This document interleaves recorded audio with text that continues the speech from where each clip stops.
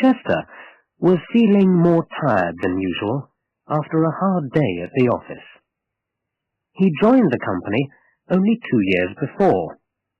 He'd come straight from university then, but now he was a junior manager in one of the biggest companies in Singapore. It was an important position to have and meant lots of extra work. He could understand the jealousy that some of the other workers might feel against the new boy, as they still called him. He'd risen quickly in the company. Many of them, however, had been there for years, doing the same jobs. He could understand how bad feeling towards him might lie hidden behind their smiles, but it didn't make life any easier. He needed people whose advice he could trust when he had to make difficult decisions. He had to be sure that the bad feelings of the other workers didn't get in the way of the important business decisions he had to make. He knew he would never become a manager unless he could be sure of people. Then there was Dorothy. Chester was fairly sure of his own good looks. He was dark and slim, and dressed smartly, but with an eye to fashion.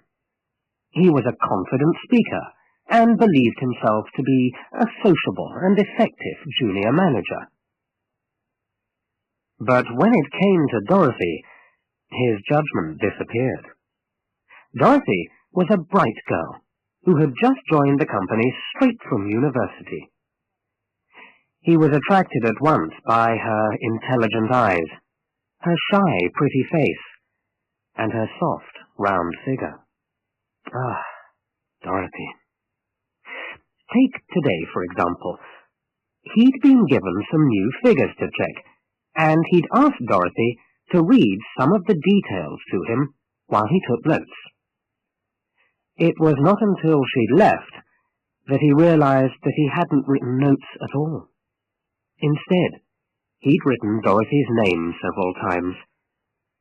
He was too embarrassed to ask Dorothy for the details again, so he had to look them up in the office of old Mr. Shaw. Mr. Shaw was known for always being in a bad mood, and he was no different this time. He didn't like having to stay late to check figures for some junior manager. He didn't like it at all. Chester hated it when he made mistakes. It didn't look good, but it didn't happen often. He decided he would walk home instead of taking the train. It was late in the evening, but he felt he needed the walk to clear his thoughts after a busy day. Anyway, it would be a little punishment for being so stupid earlier on. He decided that he would eat at the shopping centre near his home. He liked the Chinese food there. As he walked towards his favourite Chinese restaurant, he saw that the lights were still on in an old antique shop. He'd often thought of looking into this shop because he liked shops that sold old things. He stopped and looked. There were boxes full of old books piled outside the shop. On the shop window was a notice. It read, "Sorry, shop closed today. Open again tomorrow." He bent down to look at the books. He saw all the usual old books, school books, cookery books, and other books with dirty, yellowing pages that were of no value to him. There was one small old book, however, that he noticed at once. It looked much older than the rest of the books. He picked it up. "Take it," said a voice behind him. Chester turned to see a man of about 80 years old. The man had opened the shop door and was carrying another box full of old books. "These have all been around for years. My nephew is taking over the business, and I don't want to leave him with all this rubbish. Nobody wants to buy any of it, so take what you want. Go on, help yourself." "Thanks," said Chester, as he put the old book into his jacket pocket and went on to the Chinese restaurant. Chester sat at his table drinking a beer. He'd been looking forward to his chicken and rice. When it arrived, he found that the chicken hadn't been cooked properly. It was pink inside.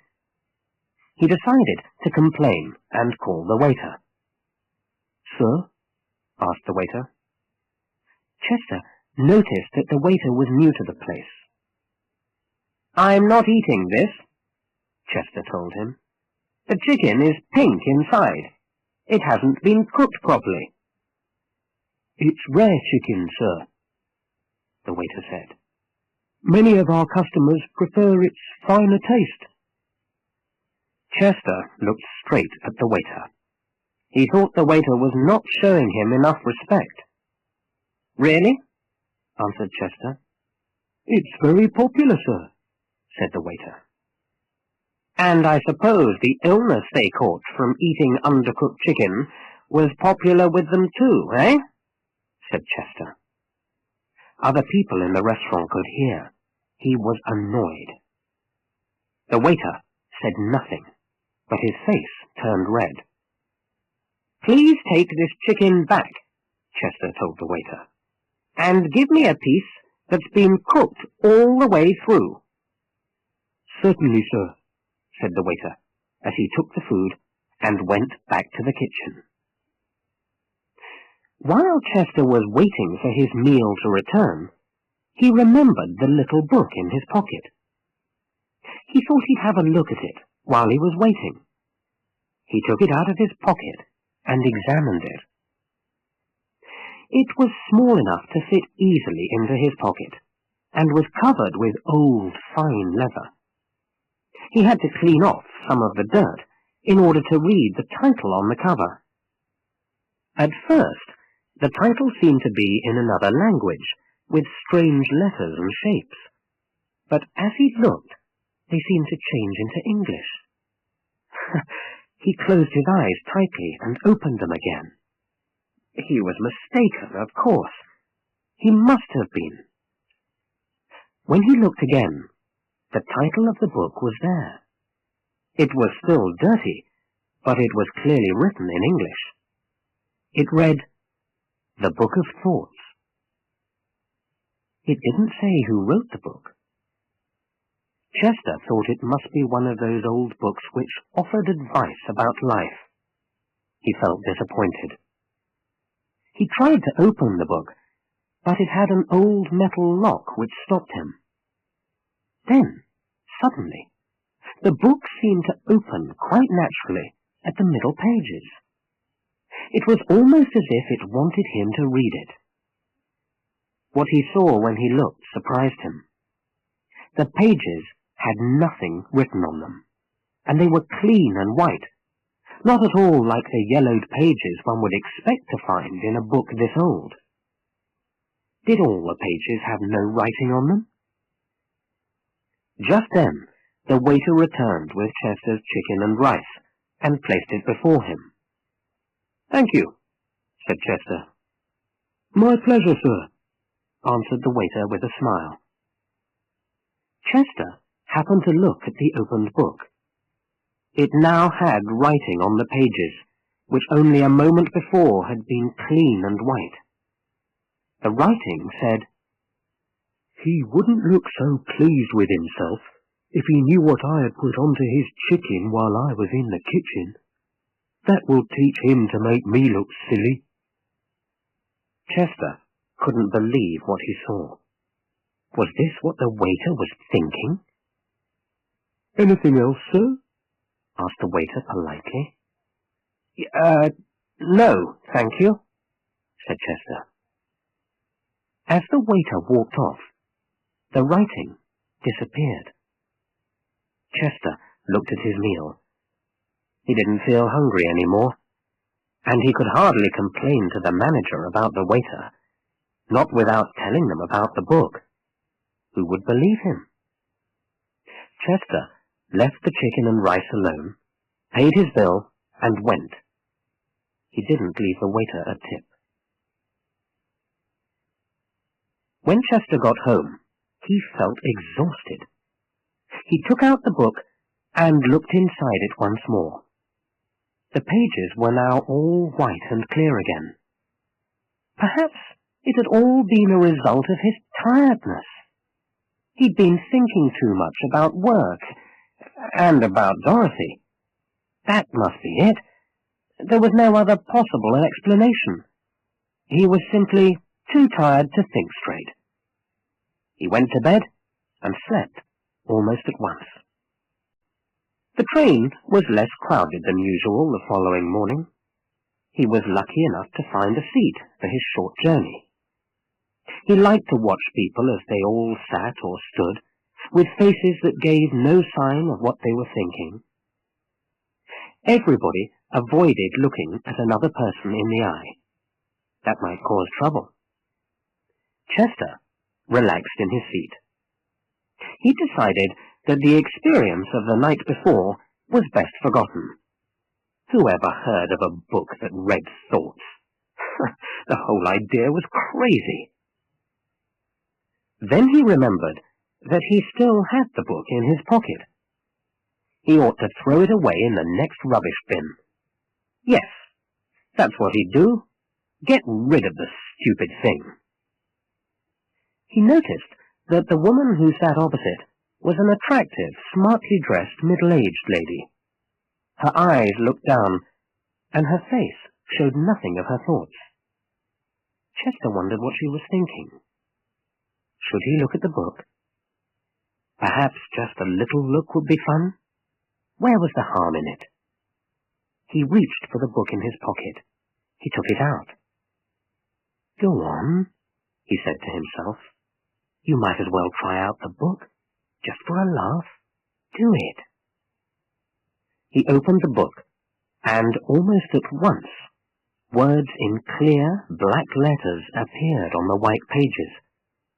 The words read, I've given the best years of my life to him. Bank managers have married their secretaries before now. He must decide today. Leave that awful wife and marry me, or I'll shoot him and myself dead. Chester saw that the woman's soft handbag had something in it that looked hard. Could it be a gun? He quickly shut the book and looked away. Next, he saw a tough-looking man wearing a T-shirt, showing his powerful arms. What was he thinking? Chester opened the book. It read, I like chicken better than pork. Fried chicken is the best, followed by chocolate ice cream. My favourite. Mum's a great cook. I love you, Mum. Chester couldn't help smiling at the man. The man saw him and gave him a dangerous look. Just then, the train reached Chester's station. Time to get off the train. He closed the book and put it back into his pocket. As he walked a short distance to his office, his mind turned from the book to Dorothy. He had been thinking of asking her out to dinner. I'll do it today, he thought. But what if she hasn't thought about me in that way? Maybe she isn't as attracted to me as I am to her. For a moment, his heart felt heavy. Hey, come on, Chester. She's not blind. She's sure to be interested. After all, you're a good-looking guy, and you're a junior manager. Chester walked into his office. His secretary was already busy typing. Any messages, Miss Han? He asked her. Yes, sir, said Miss Han. From the manager. He says he can't go to the meeting today about the Eastern business. He wants you to take over right away. Yes, this was the kind of opportunity he'd been waiting for. He would show them all just how good he was. This was an important piece of business. If he could make sure that everything went well, he would get noticed. He would be an obvious choice for the next manager's job. If he became a manager, he would be the youngest manager in the business. And Dorothy would like that, wouldn't she? What woman wouldn't? He thought of her soft figure in his arms. Her voice was whispering his name softly. "Oh, Chester. Chester." Ah, Dorothy. "No problem," he told Miss Han. "Tell the others I'll be there to prepare for the meeting in half an hour." When he met the others, Chester was confident and did his job well. He made sure that everybody knew what to do. The meeting that afternoon was sure to be a success, if, of course, the figures he had were all correct. Just then, he noticed a little smile on the face of Mr. Shaw. "What's the old man got to smile about?" thought Chester. "He never smiles. Why is he smiling now?" Then he remembered his little book. He took it out of his pocket and hid it behind some papers. He pretended to be looking at his notes and thought of Mr. Shaw. The words appeared immediately. "I'll teach that young fool a lesson. I've got some figures he doesn't know about hidden in my office. I've been working on this longer than he has. When he can't come up with the right figures, he'll look stupid. Then I'll produce them and save the day. He'll look like a boy trying to do a man's job. He needs to learn some respect for experienced professionals like me." Chester felt a cold sweat on the back of his neck. So, the old man really does dislike me after all. Chester wondered what all the others thought about him, but had no time to consult his book. "Thanks, everybody. See you all this afternoon," Chester told them all. "Enjoy your lunch." While Mr. Shaw was eating his sandwiches in the park, as he always did, Chester spent his lunch hour looking for the missing figures in Mr. Shaw's office. Shaw was old-fashioned and preferred to use paper rather than recording things on a computer. It was a simple matter to copy the figures, then leave Shaw's copies where he'd found them, in a box in the cupboard. Chester felt almost disappointed. This was too easy. Chester had missed his lunch, but it had been worth it. His little book was turning out to be most useful. The meeting that afternoon was a great success. He had all the figures he needed. The Eastern Company people were happy, and the papers were signed. Chester's future looked good. And as for Shaw, well, Chester could tell from his red face that he was angry because his little plan had gone wrong. Chester made himself a promise. He would make sure that Shaw's future would not be good, not if he could help it. Chester didn't like to lose. After the meeting, there'd be just enough time to call in on Dorothy. Perhaps she'd like to congratulate him over a drink. When he got to her desk, he found that she was away on a training course. She'd be back the next day. Just my bad luck, thought Chester. Well, for the time being, he could find somebody else to share this happy time with. But how and who with? Squash. It was his favorite game. Why not arrange a game with Kim, his younger brother? Kim was a salesman. He hadn't gone to college, but he had, like Chester, moved to the city. Chester always beat Kim at squash. He liked playing with Kim. He would telephone him as soon as he got home and see if a game could be arranged for that very night. Yeah? I see. Chester was in his apartment, speaking on his mobile telephone. As he spoke, he held the telephone more tightly than usual. He was listening to Kim. Kim was telling him that he had already promised to take his girlfriend to the cinema. As he spoke, Chester tried out the book to see if it would work over the telephone. It did. It read, "I hate it when Chester and I play squash. He always wants to beat me, but he's always wanted to be a winner. At home, at school, it never stops, even when he has a career of his own. He never thinks of me, but then he never was much of a brother. He can do without his game this time. I'm staying home to watch television." "Okay, Kim," said Chester. "Enjoy the film." "Yes." "Goodbye." Chester had never realized that his brother felt like that towards him. It came as a shock. He spent the evening watching television and drinking wine with a takeaway meal. At least, he thought, he'd see Dorothy tomorrow. The next morning, Chester was sitting on his train to work. He was wondering whether he should look at the Book of Thoughts again, when he noticed a photograph of the attractive middle-aged woman he'd seen the day before. It appeared on the front page of a newspaper held open by the person sitting opposite him. Her picture was next to that of an older man. The headline read, "Two die in lovers' shooting." He didn't have to read any more.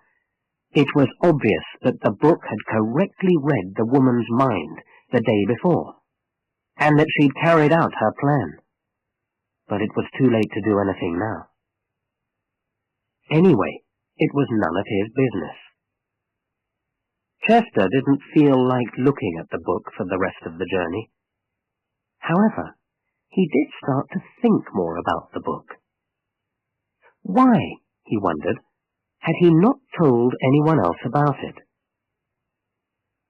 The truth was that he could hardly believe in it himself. If he started telling others about an amazing book that could read thoughts, they would think he was crazy. And what harm might it do to his career? In any case, he did not know whether it would work for other people. Perhaps the book only worked for him. "Best leave the book alone for now," thought Chester. "Yes, that would be best." But the book still sat in his pocket as he walked off the train. The first part of the morning was brilliant. The manager was very happy indeed with the way Chester had arranged the meeting with the Eastern Company. It had been a great success. He received congratulations from all the people at the office. Many fine words were said to him about his bright future. Chester felt very pleased with himself. Then he thought of his book. What were they all really thinking about him? He wanted to know who he could trust and who he couldn't. He couldn't trust Shaw, he knew that. But surely there were not many like him. After all, thought Chester, I am young, good-looking, cheerful, successful, and I'm one of the rising stars of the company. I must be one of the most popular guys here. But he wasn't. In fact, the book told him so every time he looked at it. At first, he thought it was only the older people who were jealous of his success.